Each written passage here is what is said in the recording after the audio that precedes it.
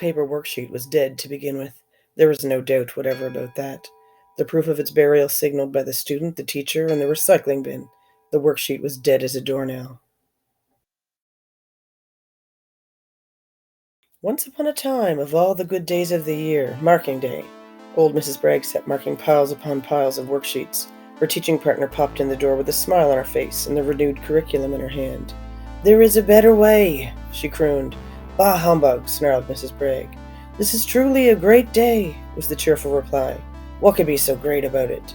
"Oh, you'll see." Just as she set to her marking anew, she heard a rustling of many sheafs of paper falling.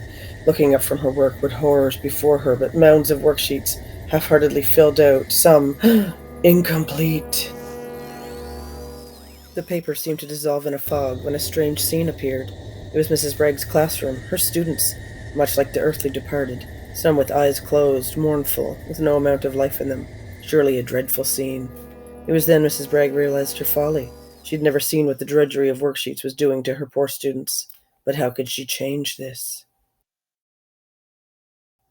That night Mrs. Bragg had a dream in which a ghostly spectre transported her through the chill air to a place where she saw her students in her classroom. But this time there were no worksheets. Each student had a Chromebook on their desk.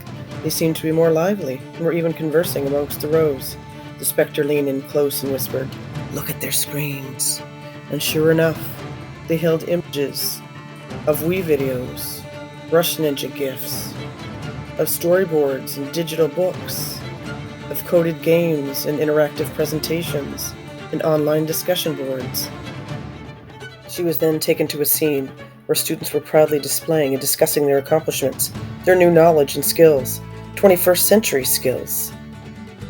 That's it. The 21st century classroom is PBL, IBL, the 6 C's. We collaborate. We communicate. We create. We build character. We think critically. And we grow as a community.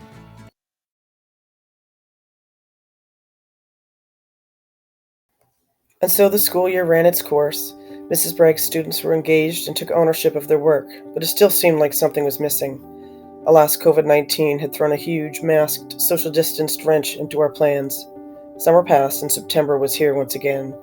It was first day of school eve when Mrs. Bragg had one final visitor.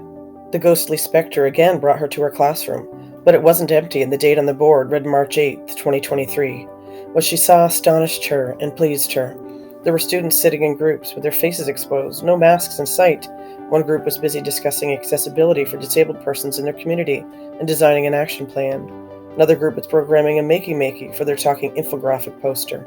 Another group was headed to the nearby stream with probes, ready to test the water for an environmental assessment. Amongst those groups, students of all abilities and talents having been provided all of the tools available for their success. Her future classroom looked so promising, Mrs. Bragg could hardly contain her excitement for the school year. Engagement would be at an all-time high and achievement levels would be up. Sense of community and pride was building in her.